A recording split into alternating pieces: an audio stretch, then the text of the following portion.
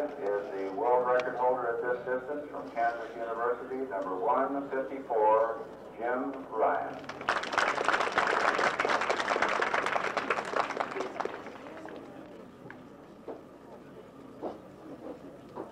Water shoe. Now, if they give me the record, fine. If they don't give me the record, it's still fine, because the people that came here and saw me run it, no one will ever be able to tell them that I didn't break the world record or I'm not the world record holder in this event. And I feel that if I'd have ran it in Adidas shoes, I'd have run the same thing, as good as I felt today. But I don't really know what the story is on the shoes. Coach Jordan, as you look back over the past 8 days here at Echo Summit, what is your assessment? How do you evaluate the program and the success of this meet? Well, we're delighted with the results of our program. Bill Barman, the coach of the University of Oregon, has done a fantastic job in the medical testing program at altitude to bring this team up to the point that it is at this moment. I think that the program is proving its worth, certainly, by the performances, the world records, the outstanding depth of the events. And to me, it's something we should carry onward. And I hope that the good people in America and the affluent society we have will see the wisdom in maintaining this particular site for future teams. Just 3 years from now, we'll be going to another place where there's altitude in South America for the Pan American Games, and it would be a tragedy not to keep this. Are you at all surprised at the number of records that were broken during the past 7 or 8 days? Well, records are always a surprise and a thrill, but when you get great athletes together who have worked as these boys have for this length of time, you can expect records to pop up here and there, and certainly they have in this particular great Olympic trials. I might add, Gary, that I think the record will state that we have had more world records and more people break through the American Olympic trials records from first through third, fourth, and fifth in many races than we ever had in the history of our Olympic trials. Weeks before going to Mexico City, are there any particular areas where you think that hard work must be fulfilled, that perhaps we really have got to go in order to meet the world competition? I think we're going to have to remember to travel the same road we traveled to this point, and hard work will continue to be our hallmark. And I don't think we can afford to let down or become complacent, because the world is full of great champions, and if you drop just a shade, you can be second best. We feel that we have some extra work to do, possibly in the javelin, and we think we can do it. There are other events that will need a little bit of attention, but for the most part, I am very, very pleased with the way the boys have brought themselves up to meet this challenge of 1968 in Mexico City. Coach, thank you very much. Appreciate your time. My pleasure. Best of wishes, of course, as you go on. Unofficially 61-3 for the first 400 meters. Edwards is on the rail, and Devine has moved up on the outside. McCurry now also moving up in the pack. Killen is running fifth.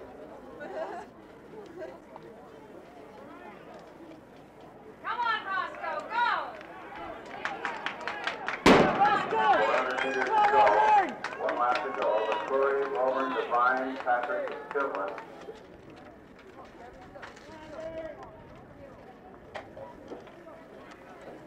Patrick is 2. Villanova uniform. Devine on the side of Corey. Patrick on the rail. Patrick, McCurry, Devine, and Wilburn. Patrick on Corey, Devine, and Wilburn.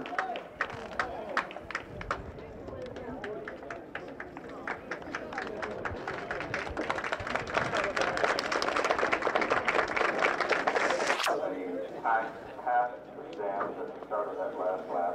55-9. If somebody in the press gets Patrick, let us know.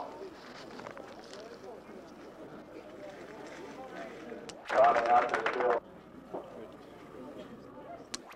That must be 2:05 and 3:07. Those are the times taken on the spot by the timer.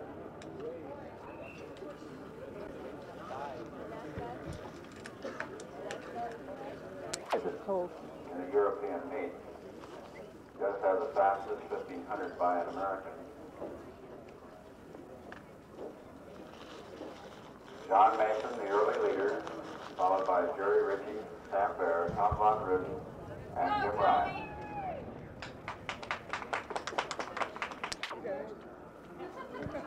No. 64 unofficially. It doesn't look like it right now.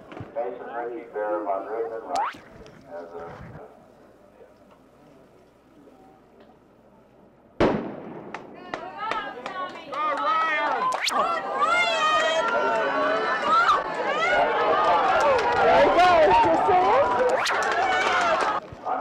Tim, you do that. 400 meters, 52 seconds flat. We hope that we have some verification. Harry, is that all?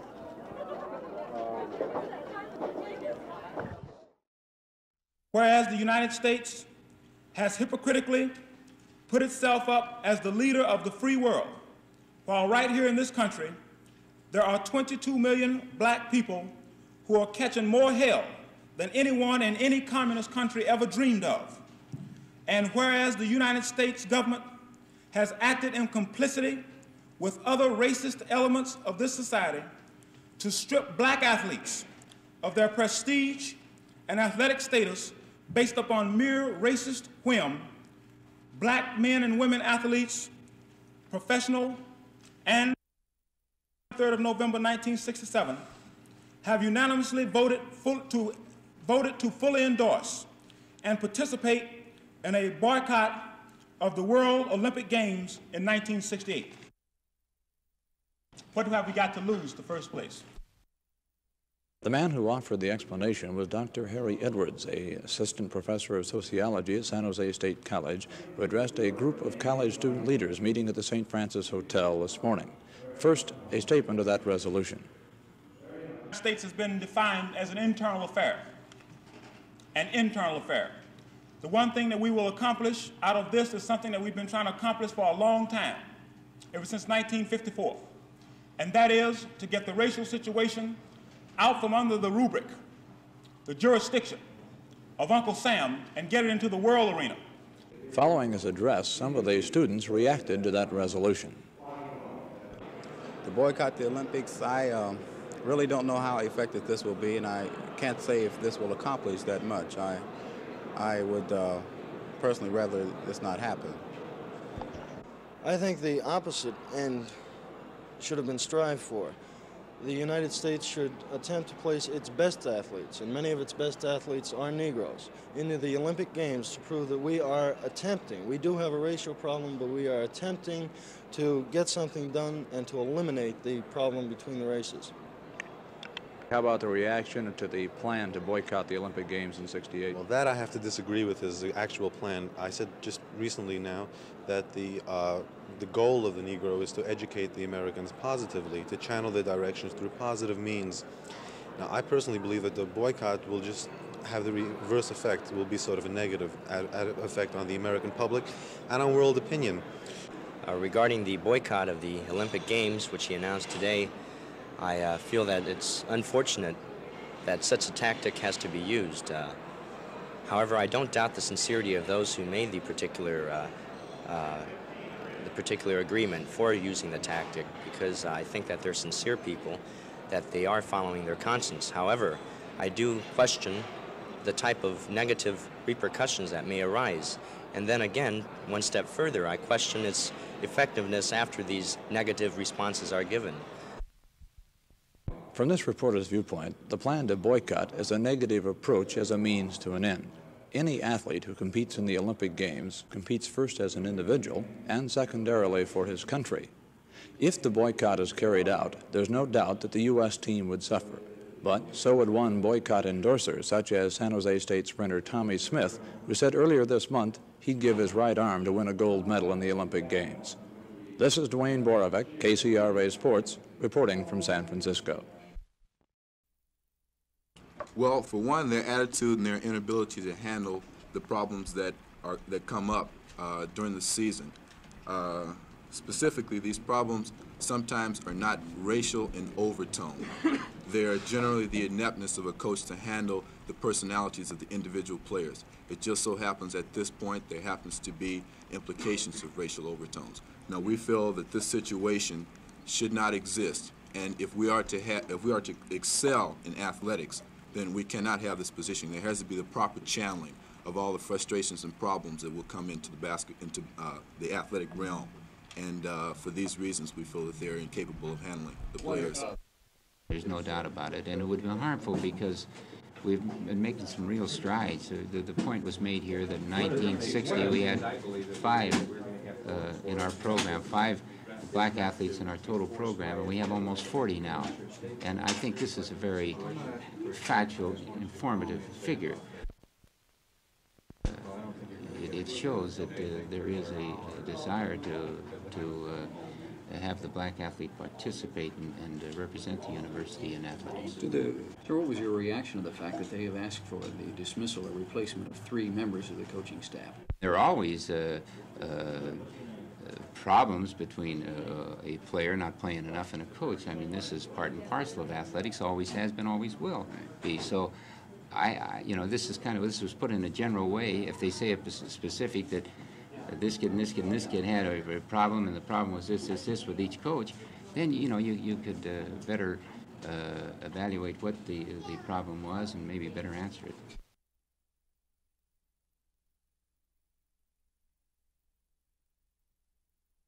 In all good conscience, a number of black athletes could not see participating for a government like that in November. I think that after this tragedy which has occurred to Dr. King, who was co-chairman of the Olympic Project for Human Rights, I cannot see how any individual, black or white, could in all honesty go and participate for a country which has shown no more concern for human life and human dignity than this government and this country has managed to show. I not only think that it will be successful as far as the black athletes are concerned, I think that there will be a number of white athletes who will refuse to go, a number of athletes who really sincerely believe the slogans which are thrown around so casually in the sports world about camaraderie and brotherhood, what have you. I feel this very, very sincerely, is that as far as I'm concerned, white people never believe me anyway. Because the part of the problem has been that I have always been the one who's been doing the believing. Black people say they want freedom, the white man don't believe them. They say they're going to march on Washington in order to get something done, the white man don't believe them. They pay the white folks pass out hot dogs to them. You see that they don't believe us anyway, so whether or not we're going to do what we're going to do, regardless of whether white folks believe us or not. You see what I'm saying? And that's boycott. I'm saying that we're going to do what is in the interest of black people, whatever it is. As far as we are concerned, the boycott is on. If white people want to believe it, beautiful. If they don't, that's beautiful too. They can do precisely what they want to do, but we are going to do what we want to do, and we're going to do it in the interest of black people. Now, if they want to believe me, man, that's beautiful. If they don't want to believe me, that's beautiful too. Turn around, stick your head in an ostrich hole, and make like it doesn't exist. Make like I don't exist. You see, and I hope this is what the NFL does. I hope this is what the United States Olympic Committee does. I hope this is what white folks in this country does, because one of these days they're going to wake up and they're going to have to face the fact.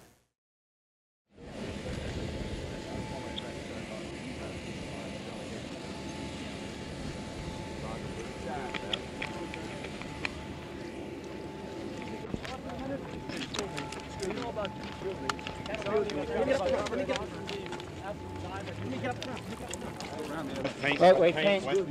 Excuse us. Paint, wet.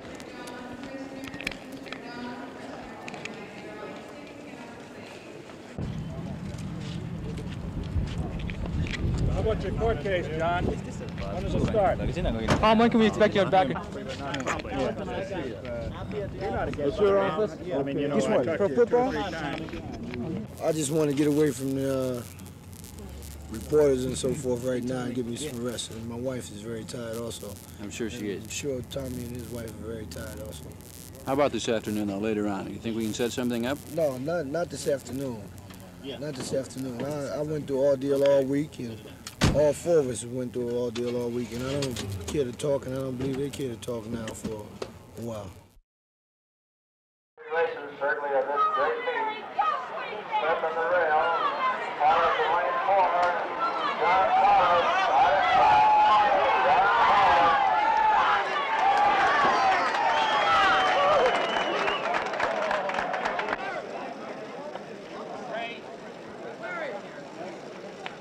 Well, we're not going to tell you what the time was, but it was awfully fast. Crossbar in the pole vault is being measured at this time. The report is at 17 feet. 8 1/2 inches, which would be 3/4 of an inch above the recognized world record.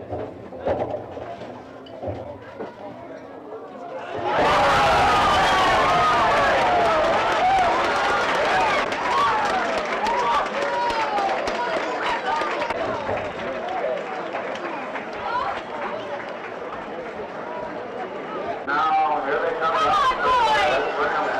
Vanderstock. Come on, kids! Come on, boys! Run! Come on, boys! Run, boys! Run, boys! Run, boys! Run! Run, boys!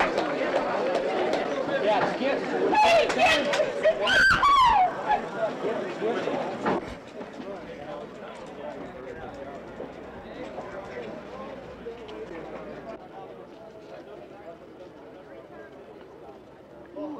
See him in the third jump.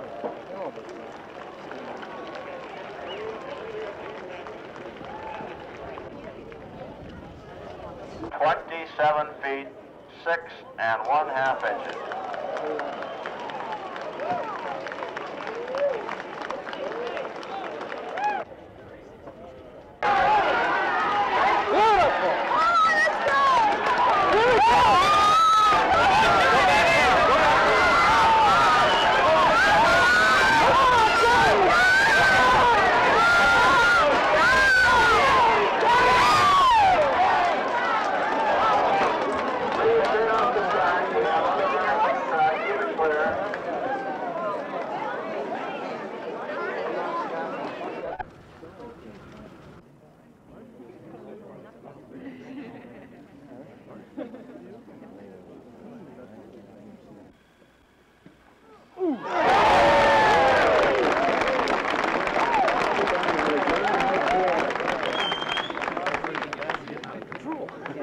That's so. I'll be in majors. Back to Lily, but over the front side, 17 feet.